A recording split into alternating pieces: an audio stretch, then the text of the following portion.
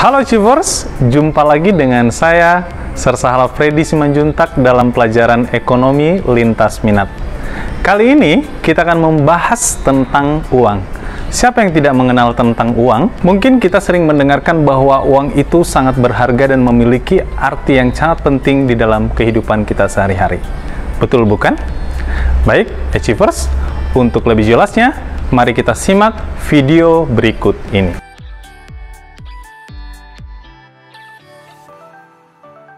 Kita mulai dengan alat pembayaran tunai. Alat pembayaran tunai dapat dilakukan dengan menggunakan uang, baik jenis uang kertas maupun uang logam.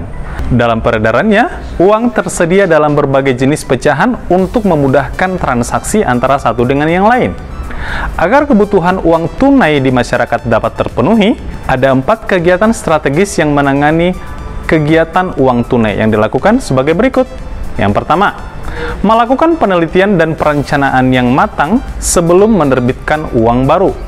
Yang kedua, menjaga ketersediaan uang dalam jumlah yang cukup dengan pecahan untuk memenuhi penarikan dan persediaan uang. Dan yang ketiga adalah pemilihan sistem distribusi uang yang efektif.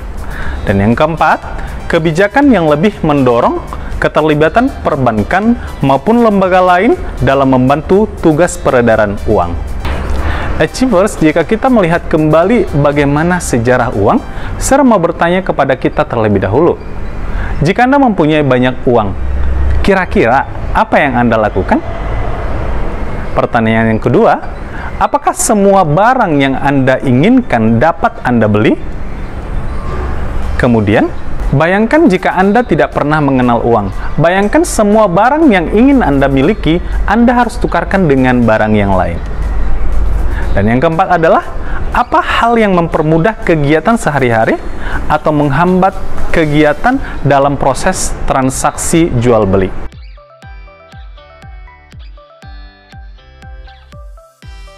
Berikut saya akan menyampaikan tahap-tahap perkembangan uang. Dimulai dengan tahap barter. Tahap barter adalah tahap memperoleh barang-barang yang tidak dapat dihasilkan sendiri. Seseorang pasti akan mencari barang dari yang lain untuk menukarkan barang yang dimilikinya dengan barang yang lain yang dibutuhkannya. Dengan kata lain, atau hal yang sederhana, barter adalah pertukaran antara barang dengan barang. Yang kedua adalah tahap uang barang. Benda-benda yang dipakai sebagai alat penukaran adalah benda-benda yang diterima secara umum. Benda-benda yang dipilih pasti bernilai tinggi atau benda yang merupakan kebutuhan primer sehari-hari. Dalam tahap uang barang, kita ambil contoh misalnya, garam pada zaman orang Romawi digunakan sebagai alat tukar maupun sebagai alat pembayaran upah. Kemudian dari tahap uang barang akan dilanjutkan dengan tahap uang logam. Bahan yang memenuhi syarat menjadi uang logam adalah emas dan perak. Uang yang terbuat dari emas dan perak disebut sebagai uang logam. Sejalan dengan perkembangan perekonomian, tukar-menukar yang harus dilayani dengan uang logam juga berkembang. Sedangkan uang logam dari emas dan perak terbatas jumlahnya. Dan yang terakhir adalah tahap uang kertas. Mula-mula uang kertas yang beredar merupakan bukti kepemilikan emas dan perak sebagai perantara untuk melakukan transaksi. Dengan kata lain, uang kertas yang beredar pada saat itu merupakan uang yang dijamin 100% dengan emas atau perak yang sewaktu-waktu dapat dipertukarkan penuh dengan jaminannya.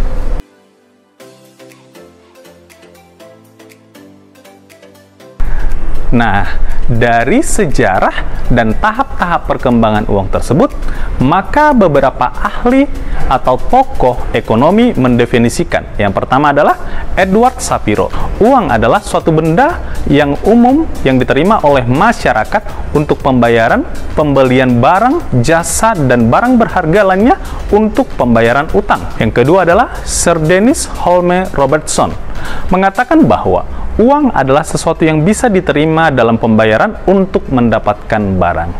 Nah, kira-kira ada yang bisa mengambil kesimpulan? Kesimpulannya adalah uang mempunyai ciri yang diterima secara umum, dapat digunakan sebagai alat tukar, dan dapat digunakan sebagai alat pembayaran.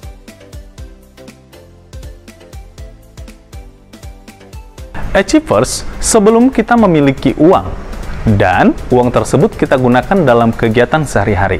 Kita juga harus mengetahui apa fungsi uang tersebut. Secara umum, fungsi uang ada dua. Yang pertama adalah fungsi asli, dan yang kedua adalah fungsi turunan. Ayo kita bahas ya. Yang pertama, fungsi asli. Fungsi asli adalah alat tukar. Contoh, seorang petani membutuhkan cangkul, dia dapat menjual hasil panennya dan mendapatkan uang. Uang hasil penjualan panen tersebut digunakan untuk membeli cangkul. Yang kedua, alat satuan hitung. Sebagai alat satuan hitung, uang digunakan untuk menghitung harga sebuah barang. Nilai suatu barang dapat diukur dengan uang. Misalnya, harga pulpen 16.000 dan buku tulis harganya 8.000. Ini menunjukkan bahwa nilai pulpen 2 kali dari buku tulis. Kita ke fungsi turunan. Fungsi turunan yang pertama adalah standar atau pembayaran yang ditunda, atau biasa dalam bahasa sehari-hari adalah kredit. Uang digunakan untuk menyatakan ukuran utang. Uang dijadikan daya beli umum yang dapat dinyatakan dengan unit-unit yang pasti dan menurut pedoman atau ukuran. Yang kedua, alat penyimpan kekayaan. Manusia menyimpan uang untuk memenuhi kebutuhan untuk masa yang akan datang atau mengantisipasi pengeluaran yang tidak terduga sebelumnya. Yang ketiga, alat pengalih nilai atau kekayaan.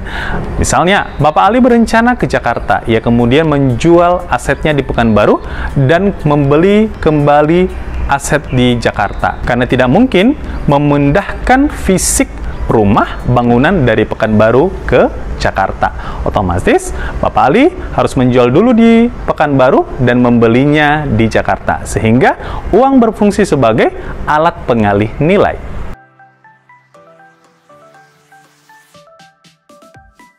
Setelah kita mempelajari fungsi uang, kita akan mempelajari tentang jenis uang. Jenis uang bermacam-macam, Achievers. Uang dapat dikelompokkan atas dasar pihak yang mengeluarkan, bahan uang, negara yang mengeluarkan, dan nilai uang. Berikut uraiannya. Yang pertama adalah jenis uang berdasarkan pihak yang mengeluarkan. Ada uang kartal. Uang kartal adalah uang kertas dan uang logam yang beredar di masyarakat. Uang ini dikeluarkan dan diatur peredarannya oleh pemerintah, serta merupakan alat pembayaran yang sah. Yang kedua adalah uang giral.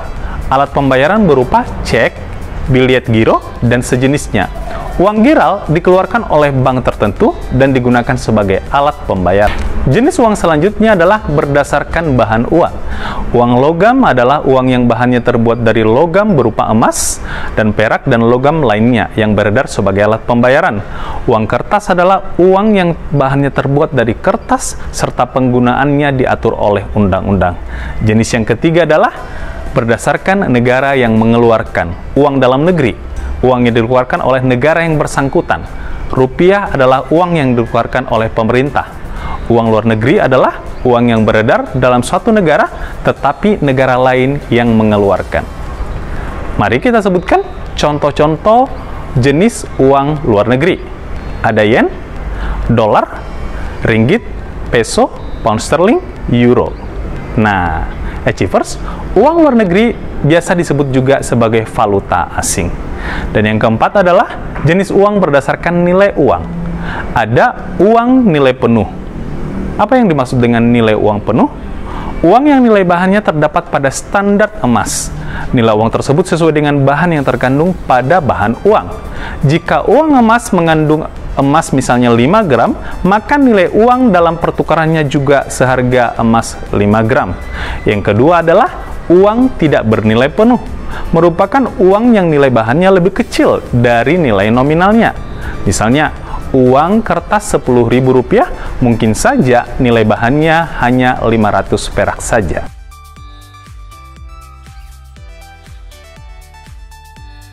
Achievers, kita juga perlu mengetahui syarat-syarat uang. Ayo, ada yang tahu syarat-syarat uang? Baik. Agar dapat berfungsi dengan baik, uang harus memenuhi syarat-syarat sebagai berikut. Yang pertama adalah mudah dibawa. Artinya, uang dapat digunakan kapan dan di mana saja. Yang kedua adalah tahan lama. Uang hendaknya tidak cepat rusak dan tidak perlu diganti setiap saat. Yang ketiga, dapat dipecah menjadi unit yang lebih kecil. Dalam hal ini, uang harus dipecah menjadi unit yang lebih kecil untuk memudahkan transaksi. Uang juga harus memiliki nilai yang stabil. Uang perlu dijaga agar nilainya stabil, dan jika uang tidak stabil, uang tidak dapat diterima secara umum. Dan yang kelima adalah uang harus diterima secara umum. Uang harus dapat diterima secara umum oleh pemerintah maupun setiap anggota masyarakat lainnya sebagai alat tukar, dan alat tukar tersebut digunakan sebagai standar pembayaran dalam proses pertukaran barang dan jasa. Yang keenam, jumlahnya dapat memenuhi kebutuhan masyarakat serta tidak mudah dipalsukan. Dan yang terakhir, syarat psikologis, bahwa uang harus bisa memuaskan keinginan orang yang memilikinya. Achievers, demikian pelajaran kita dan pembahasan kita seputar tentang uang. Untuk lebih jelasnya, kalian dapat membaca buku Ekonomi kelas 10 penerbit ESIS materi uang. Sampai bertemu minggu depan, jaga kesehatan, dan saya ucapkan terima kasih.